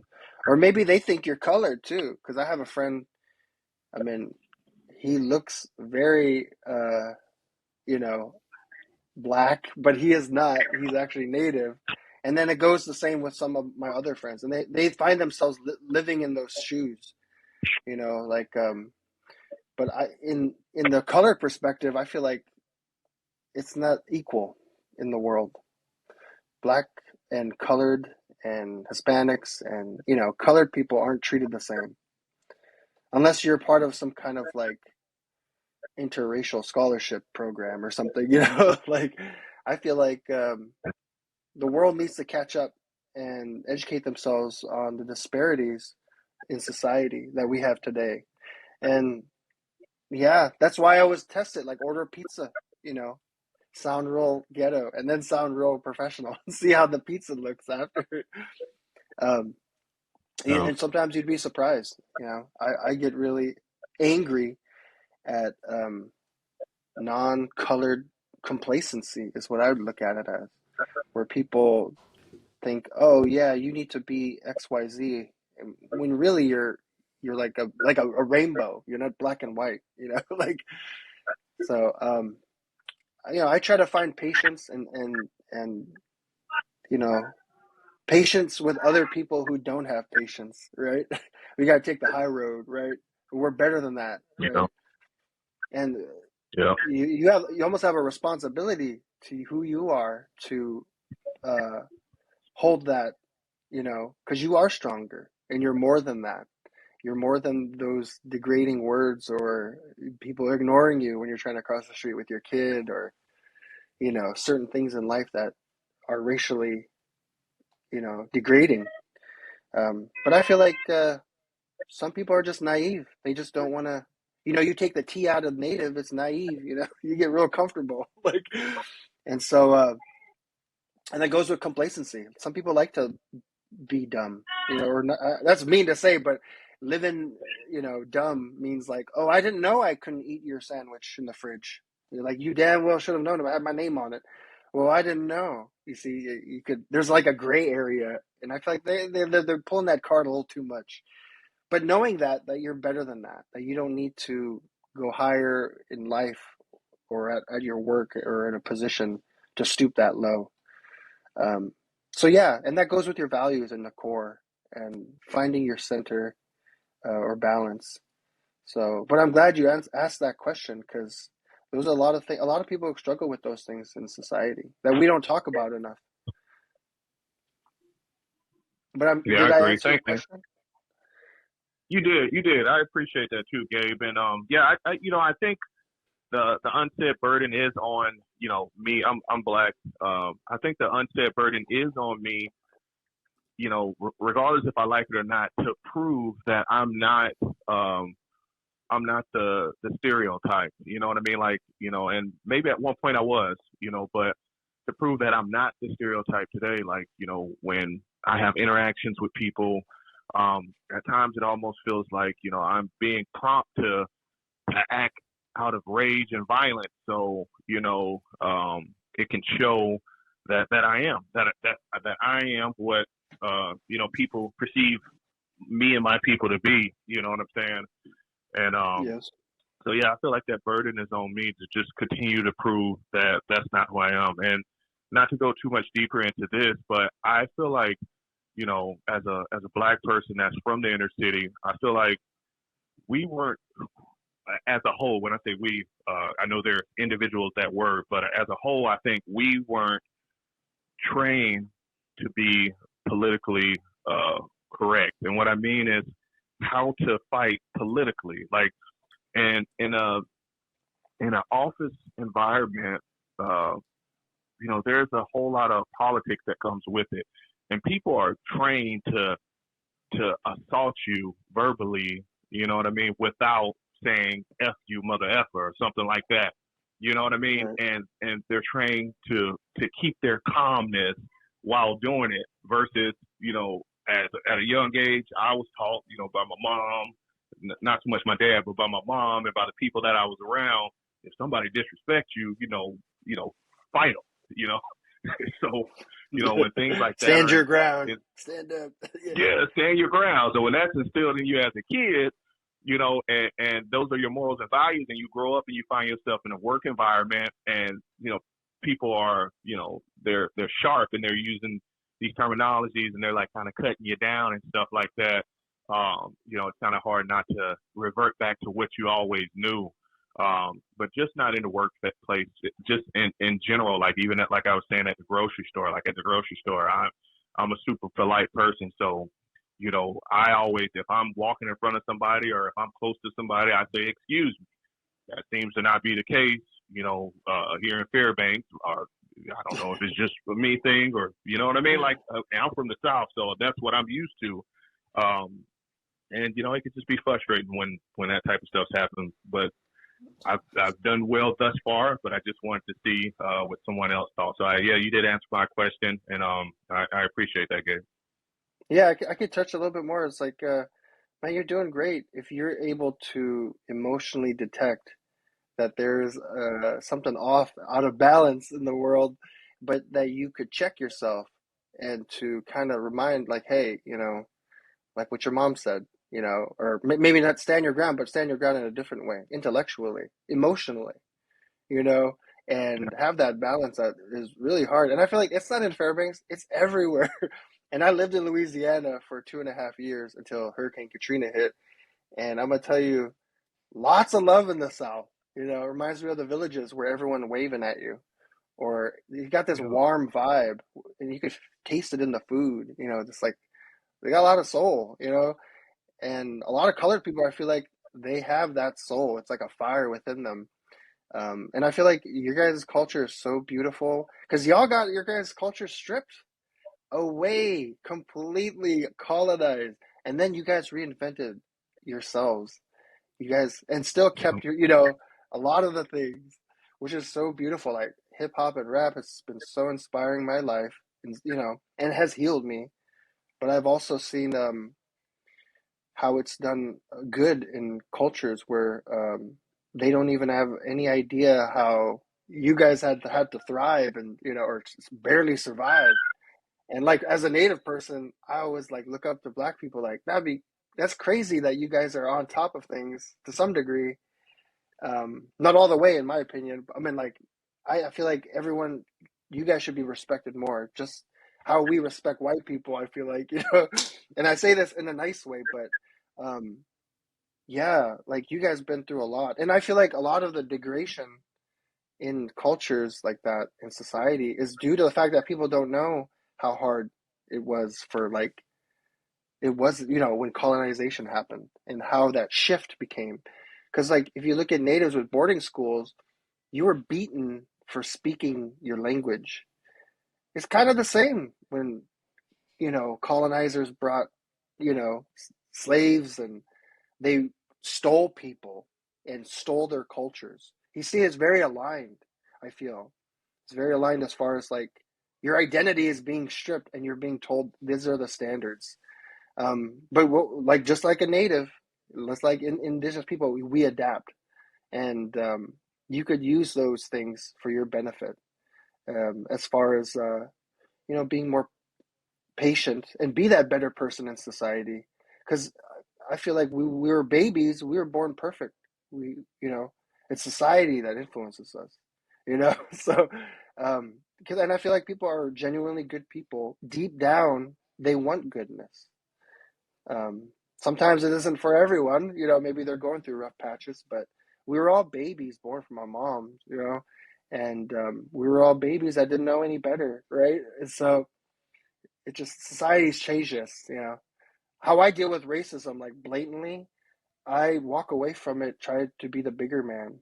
And I mean more, and I say bigger man as in like, I don't need to go to jail and I don't need to make a point with somebody who lives in a naive, uh, environment, you know, like so I just tell myself maybe they're having a horrible day and they're just picking on me because they feel that I'm a nice person and they people tend to pick on nice people and not like, you know, giant grunting because if I walked around like what's up, you know, if I was more aggressive, you know, yeah, I don't think I'd probably get picked on. But because I create that openness, it's beautiful that you've created that openness and you have that ability to change the environment through your emotions, how you carry yourself.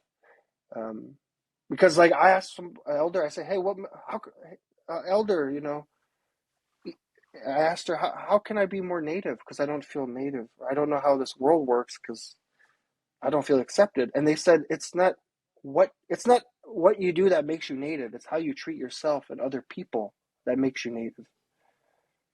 And it made me really think of everything differently. I was like, whoa, because people were asking me like, "Wow, Gabe, you're native. How can I be more?" And I'm like, "I'm not that. I'm not what you think. I'm living in both worlds now." But that was the answer I got from the question because I was like, I'm not an expert. Let me go ask an expert, which is my elders. I have elders that I ask questions, and I recommend everyone get a mentor that's an elder and to you know bounce back questions with them. But yeah, good on you, Nico, to recognize that there is change needed and being stronger than most people, and that you know letting it eat you up. But I could tell it would eat me up. It eats me up when I get cut in line, or when people talk over me, or when you know there's certain things that people do that are just like plain old white privilege or you know like entitlement like way bad but and I don't mean like all white people are white privilege or that, because any culture could be white privilege. I mean, I know a lot of natives who are more white than, like, white people, like, and and it goes both ways. So keep at it, man. Keep on, not letting how society defines who you are and your culture and your direction. So those stereotypes are going to loom over you, but I feel like somewhat as colored people, our responsibility to flip the script and represent differently, because we could be civil, and we could have these changes that are needed. So, Koyanak, thank you. I hope that answered it. It did. Thank you, Gabe. Thank you. Thanks, Yeah, Nico. thank you. Thanks, Gabe. I was thinking one thing I wanted to add to that conversation was that, often Black people or people of color have a lot of things done to them by society, and I know that's a broad way to look at it, but by society that should make them angry, and then they get criticized for being angry about what they should be, That's true. Yeah, it's very true. Yeah. Even if you thought about like the whole Fred Meyer or Walmart thing, walking, and if people are disrespecting you enough, eventually it might make you mad, and then you know what I mean, and then you say something, and then, oh look, it's the angry Black man again. No, so there's really not a there's been a lot of racial diversity circles that I've been in, and I was the angry native, right? White people this, colonizer that, and it took me about a year to realize that I'm just falling into the same circles, and being like the angry Black man or the angry native man, and just like you said, Christian, people treat you, or they like judge you because you're angry at how society treats you, which, yeah, you hit it. Yeah, I completely agree. Yeah, we could do better as a people when incidents like that happen, and you see somebody that looks differently than you, that you don't identify with as much as other people, and you see them angry or sad or whatever the case may be, is maybe to think about it and try to emphasize and before we are placing judgment, because we don't know why, the experience. Even I've had people get mad at me before, which I thought was unjustified, but I reflect about it and I don't know what their other experiences are, you know what I mean, that led them to be angry at me at that point in time. So I think we also have Alicia. Are you still there? I know you've been popping off and on video. There she is. Hi, Alicia. Hi, good morning. You'll probably hear the girls in the background. That's where I was off video. Good morning. Good morning. Thank you so much for this conversation. And this morning when the Moose were here, and you were talking about our ancestors, and then our 4-year-old went to the window and was saying, I love you, ancestors. And so thank you for that. It was beautiful. That's what I say to the ancestors. Right, it's amazing. My question, it really stuck with me when you were talking about how we didn't own the land owned us, right at the beginning. And I was just thinking about how personally, like connecting with the natural rhythms of nature and the people I work with, helping them connect again with nature, for their mental health and to pull away from those distractions that we're constantly bombarded with every day. And then I was thinking about with kids and wondering if you have any advice on how, for this generation that we're raising, how we can help them stay connected with nature and the natural rhythms. And there's so much distractions for them, and I think us getting pulled into it pulls them into it. I'm just wondering if you have any advice for that. Man, I'm a single dad, so it's like, and so I'm always like playing hot potato with my kid. Like she has her and I have her. And I'm always constantly having to kind of re-educate my kid, and I'm always go to the basics of nature. And I start off with walks. Wow, it's a good day for a walk, or let's go check the mail. Right. And it's the small little things that we can appreciate, because you get cold and then you come back in and now you're warm and you appreciate it a little bit, so it's almost like the sweet ain't as sweet without the sour kind of thing. And so you almost have to balance that. For me, I feel like going out camping, getting dirty and eating weird junk food that you normally don't eat or gorge off of, right? And just getting dirty and stinky on the land, you know what I mean? And just kind of being okay with that. And then when you go home and you lay on your bed and you take a shower, you have a hot meal or something, you just like start thinking, wow, our people lived off of nothing, like, and I don't mean native people, I mean all people, because I feel like everyone's somewhat indigenous, or everyone, everyone's ancestors lived off the land. And we're very much connected as far as our DNA is too. We always forget that. And I know race has put us in an awkward position, but I would start off like with going to cultural things. Like, I don't know, it's different for the people in the city. Cause like in Barrow, we have like Pirarachta, which is like, or like Kiviguk, which is like, a new beginning year, celebration, dancing. Very cultured, and the town, it really heals the town, but it's not the same in the city. So I look for things that are somewhat cultured. I look for, things that we could do, but also like outside events. Like for instance, in Anchorage, they have Ferrande. I'm not really a big Ferrande fan because it's like very colonized to me, but it's like whatever keeps people happy in the winter. But they have this thing called the reindeer run. And being my family was the last reindeer herders on the North Slope Borough, I don't have any experience in reindeer herding, but I do know and love that idea of like keeping that alive. And I'll go run with the reindeer, and think of that.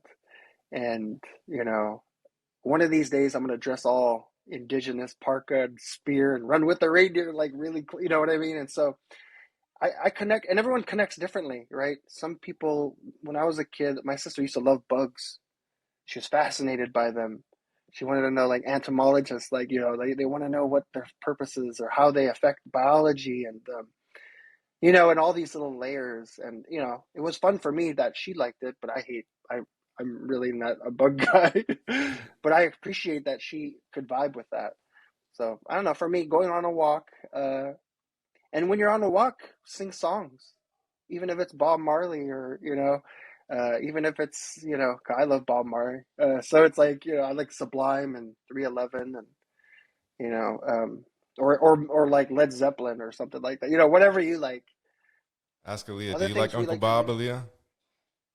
Sorry, I didn't mean to interrupt you. Aaliyah, do you like No, go Uncle ahead. Bob? No. Yes, You you don't? do. Uncle So Bob, you singing Uncle cute. Bob. Uncle Bob Marley's a popular man in our house, so appreciate you Oh, bringing him up. yeah, I got a big old handmade painting here at my house. I love it. But yeah, Bob, I played on the guitar all the time. And if you look at some of my YouTube videos early, it's a lot of Bob singing with me. But yeah, just know that when you're out in nature, it's hard to disconnect, but and it's always going to be a distraction. Just So I look at it like, you got to keep your phone on if there's an emergency, but don't stare at it every hour. Don't check your email, right? Or do something. Stack some rocks near a river. Have a goal. When you're on these walks, think of preserving areas that people necessarily overlook.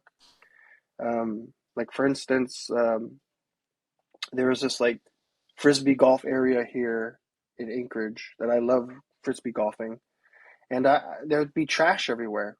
So I always bring trash bags on my walks, and I'll pick up trash, and bring a rubber glove or a dirty old sock that I can use as a glove, and then I'll feel like when I leave, it's like I really, I've improved this land even just a little bit, and that you carry without you at least for 24 hours, So, and those little bites help me um, connect a little bit.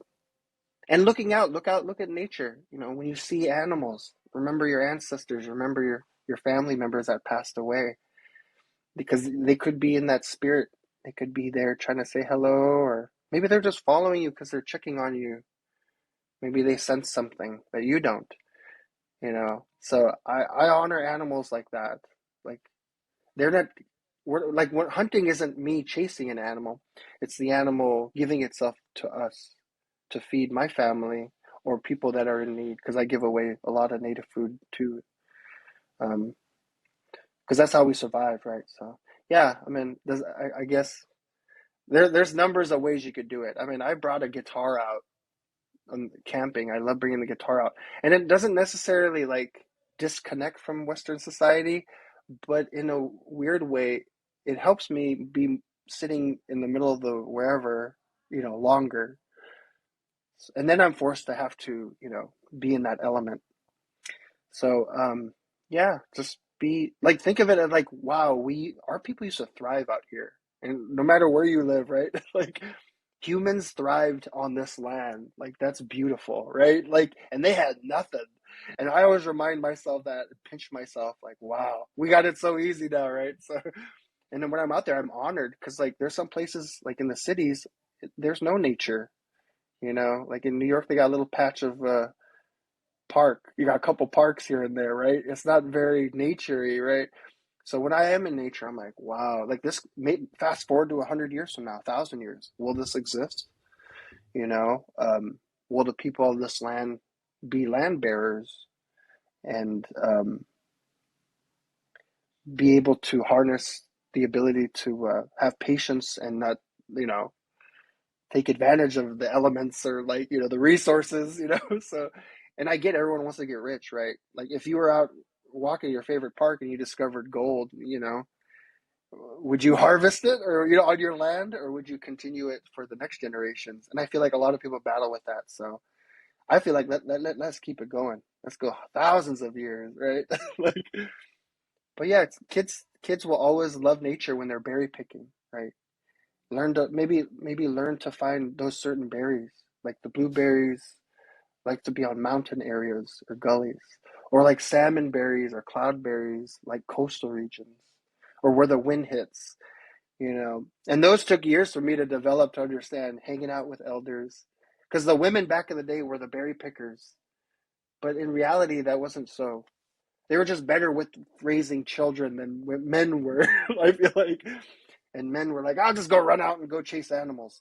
But women used to be hunting too back in the day. And men used to gather as well. So it isn't like, gender, gender roles. So just know that like you could learn the land and advance from it. You could, I like to stack rocks, just like flat rocks by the river. And I'll just kind of meditate and listening to the river and listen to nature and just soak it in.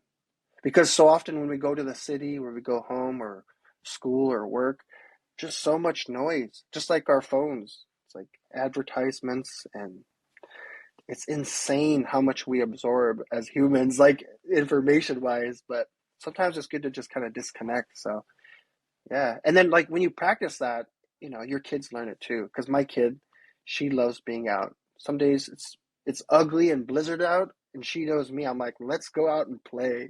When it's raining in the summer, I love getting out there in the rain. My middle name is Rain too, so it's like rain just makes me feel. You feel the droplets. It's like warm and cold at the same time, and you could just dance. You could sing. You could gallop. You could skip. And you could feel normal, even though it isn't normal to do those things somewhat, so it just feels alive and you feel connected. And those little things help, I feel, even like psychologically, when we're in the rush world. So did that answer your question, Alicia? That's perfect. Yes, yes. When we lived by the water in Juneau, just stacking rocks and playing on the rocks was such a huge part of our lives. And I think as the weather warms up, in my mind, I'm like, we'll be outside more. But you're right, it doesn't have to be like that. We can go in out in the snow and yeah. So thank you. Yeah, and I always remind my friends and family, it's really cold right now, but imagine those hot, sweaty, sticky summers where you have to peel your clothes off. You know what I mean? And you don't miss those, right? So it makes you appreciate the cold, because I always find myself, I can't wait for summer to hit, and it's cold winter. And then when it's really hot summer, I'm like, I can't wait for winter to hit.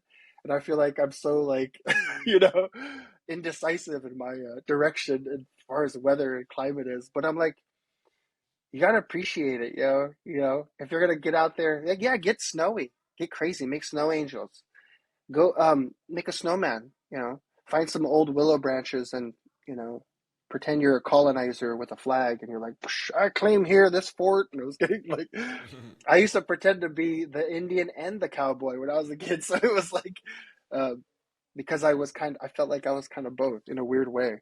But when it was down to it, my friends, I was always the Indian when we played. But no, I would, continue that connectivity. And I feel like everyone should be going through this. Everyone should have a routine where they call it forest bathing. I call it tundra soaking, and just not be afraid to get out there. These extreme elements like wind and every element you could imagine out there. We get a tolerance from that. It builds us up a little bit, and I miss the summer wind burns on my face. You know what I mean? Remember when it was a nice sunny wind burn? I miss that, right? But you could, when you're in the summer, then you kind of could miss the winter wind burns a little bit, right? So it's you just learn to appreciate it though. I have to tell myself every day, oh God, I'm so cold. Like, wait a minute, those gross hot summers. We're so hot where you have to grab something in the fridge and slam it on your neck or somewhere, or you just sit in front of the AC even though it's making you really dry. Like, or not. I never had AC. We just used to have fans, right? Like ghetto fabulous. So and don't let those things stop you, because you're gonna always have things bombarding you, whether if it's people wanting your time or work you need to do. Just be okay to disconnect and let nature take over a little. Aw, makes me miss my daughter. Right. Thank you, Gabe. Yeah, thank you. Thanks, Alicia. All right, Aw. Gabe. Well, it's we're coming up on the 2-hour mark, and I always say this about good conversations, good dialogue, is that it was good when you go for a couple hours and it doesn't seem like that long, and it feels like, I mean, seriously, when you were talking several times, we could have went down 25 different roads and talked for 2 more hours for each one of them. And so I just wanted to say that I really appreciate your time. I really enjoyed talking to you. I've really enjoyed listening to you. I've enjoyed the audience questions. One of the themes that I have on this podcast is I've been trying to counter, I feel like the field of social work, for example, is over-professionalized. You'd only be a social worker if you go and and you kind of touched on this on your own education, that you have to get a degree and check all the boxes and and now you're a social worker. But I look at it a lot differently, and one of the themes I also have is revolutionary social work, people that are challenging the status quo, trying to do things different, moving forward into the future, looking at things in a new way, challenging themselves. And so before we move any further forward, I just wanted to crown you as a revolutionary social worker, Gabe. You do good work out there. You're a good human being. I'm like I said, it was a real privilege and an honor for me to be able to speak with you this morning. And before we close out, I just wanted to give you the opportunity to share any last words. Wow, I'm really honored to be in any circle of conversation. I feel like we as society don't have enough dialogue, and that's why things like First Alaskans Institute and organizations like that host and help people guide those conversations. And I'm very honored to even be involved in any of those things, like very honored, because I used to think of myself as a fly on the wall, just observing and reporting. But we're not. We are, we poop and sneeze, and we're regular old humans just like everyone, and we affect our communities. We affect our circles. We have the ability, whether if it's politically or, in society, we could change things. And yeah, we could talk all day. I'd love to talk more, like even off this, off the podcast and connect more. But this last summer, we SILA, the organization that I help, I'm a member of, we did a with ACAT, which is Alaskans Against Toxins. We were able to host a native Woodstock, an Inuit Woodstock, where we had Bumua and Brian Nikolai and Akumatu and all these indigenous artists who use the power of music to connect not just to their culture, but to other people, to influence. Just kind of like what you do in social work, and you're able to talk about these things. But yeah, it was all about mental health awareness, and it was all free, right on the beach. We're gonna try to have one again, and I would invite you to come and check it out and be involved, and even just to be entertained in Utqiagvik, your old stomping grounds like mine, and be connected again on the oceans. And it's a little different there, but it's still beautiful, especially in the summer. But I love that. yeah, and it just really helps you. It's like a kickstand, you know. And we want to keep doing these things where we're feeding the communities, especially Utqiagvik, good things, because we love and care about Utqiagvik. And a lot of people think that I'm against oil and gas, but in reality, I'm not against developing. What I told Murkowski when I lobbied is responsible development. Now they use that as a political pundit or whatever, but when I said it, it meant being completely understanding of that your ecosystem means more than your pocketbook or your checkbook or your bank account, right? And because we got many generations after us. We're all elders in training, right? That's how I view everyone. We all are, whether you're a baby or 64, you're an elder in training, right? And so that comes with sometimes the territory of having to humble yourself and looking ahead and having hope. But yeah, thank you, Christian. I'm really shocked and honored that I'm even involved. I told one of my friends, "Hey, check it out." They're like, "What?" I was like, "I know." I'm like, I'm really honored.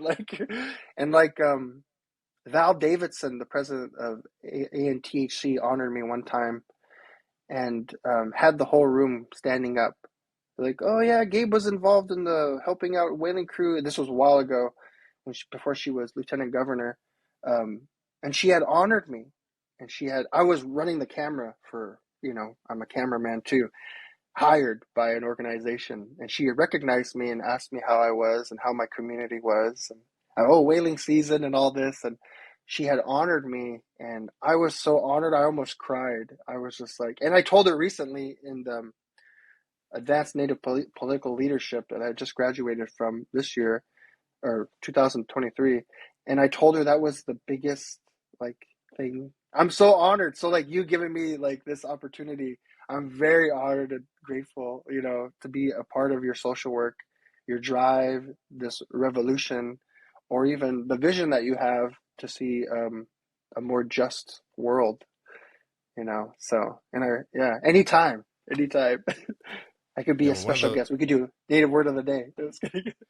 one of those things that we got to talk about that I don't know how I forgot it today, but I really wanted to talk to you about music. So we definitely have to come back to that among many of the other things that we could talk about. But for sure, we got to talk about music, and the feeling is mutual. I feel very honored, and I would love to connect with you moving forward after this.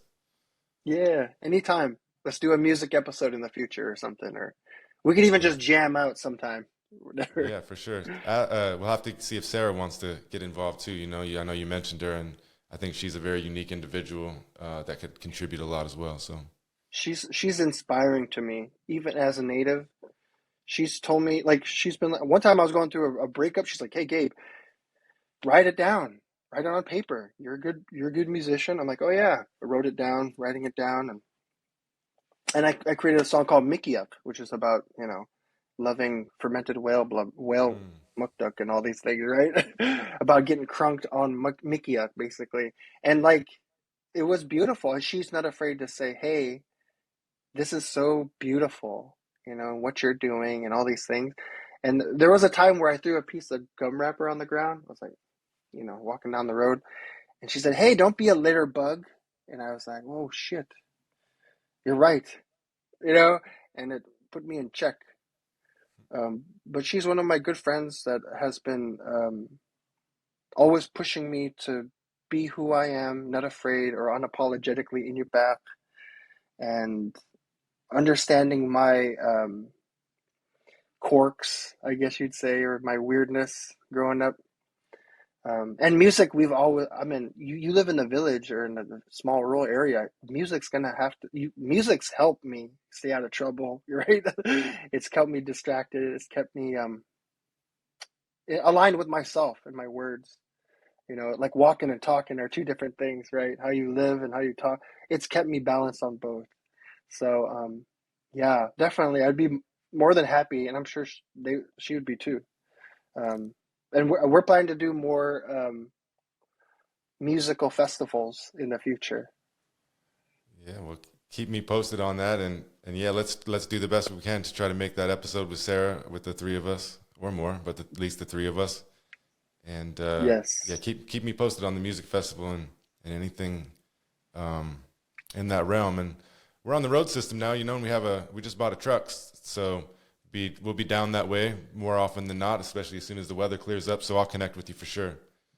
Nice. Our festivals have been in the rural areas, mostly North Slope. So we've been targeting Barrow to be able to. We were doing like writing courses to help kids, and then we did like men's and women's circles to remember it's mental health kind of thing. Mm-hmm. And we use music and storytelling to be able to help people express themselves. So yeah, anytime. And your perspective, you could even help lead certain dialogues or courses that would be beneficial to the community. Yeah, sure. I'd love that for sure. And I've been looking for an excuse to, not that I don't already have some, but more excuses to take my family up to visit the North Slope. So keep me posted and make it happen. Yeah. Go to Blanketos. Wait, that's in June, right? Yes. Doesn't the date shift though? It always changes by the crew and because they got to get their things together, and it's a lot of work. It's a lot of cutting and cooking and prepping, and and you got to have servers that have the time to get away from their work and their families. But usually the work and family is at the event, right? So that's one of the cool thing about Utqiagvik that I miss is that you could have subsistence day off if you're out there feeding your family or your, related families, right? So, yeah. But by all means, we'll keep you in the loop, and we'll stay connected. Yeah. All right, Gabe. Like I said, it's been a pleasure, and I'll get this. I'm a little bit backed up on a couple episodes, but I'll get this up I got to have it done within the next week. Some students signed up for an assignment. Nice. So I'll have this up, and I'll send it over to you with some clips in the next week or so. Yay. Clear enough. Right. Thank you so much. And real quick, if everybody, real quick. Chui means anak, or chui means pee. People don't know this, right? So people say chui, pee, and then anak is poop. Why am I telling you these things? But when you add them together, chui anak means thank you. And I like to close off with chui anak, thank you. That's that's usually the end of most of my presentations. I teach those two words, and you get 3 and 2 kind of thing, you get 3 words and 2. So, but yeah, thank you so much. Yeah, thank you. All right, everybody, so much. Take it easy. We'll see you. Thanks, everyone. I forgot to mention, if you're on here tomorrow, I have one of the last Unangan elders, Ilarion Merculeaf, tomorrow at 10 a.m. And so if you want to come to that, I'll send you a link if you want to pop in, Gabe. Yeah. Sounds dope. All right, brother. Peace. Thanks.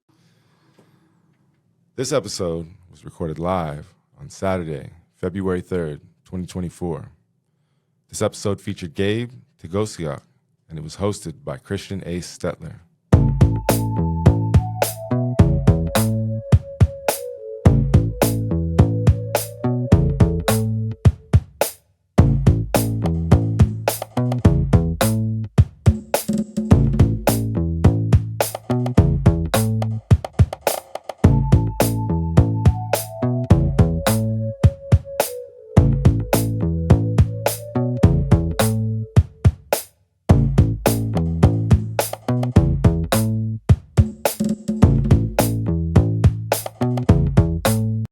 Brought to you by the University of Alaska Fairbanks Department of Social Work, this has been a Conscious Party production.